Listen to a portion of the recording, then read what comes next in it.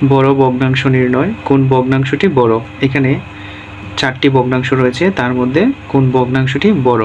তো এই ক্ষেত্রে আমাদের প্রথমেই দুটি করে আড়াআড়ি গুণ করে নিব। এখানে প্রথমে নিব 8/3 এবং 5/2 এর মধ্যে কোনটি বড়। তো আমরা এটির হর এবং এটির লব গুণ করে দিব। 5×3 = 15, এইদিকে 8×2 = 16। যেহেতু এই দিকের গুণফলটি বড়, তো এই ভগ্নাংশটি বড়। এবার এই দুইটির মধ্যে তুলনা করব। 9×2 = 18, 5×4 = 20।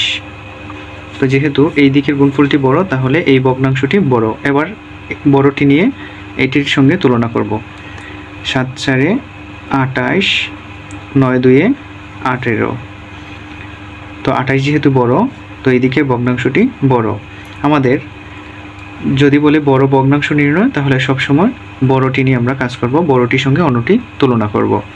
তাহলে সবচেয়ে বড় ভগ্নাংশ হলো 9/4। উত্তর হবে 9/4। তো এবার কমেন্ট করে জানান এই ভগ্নাংশগুলোর মধ্যে কোনটি বড়।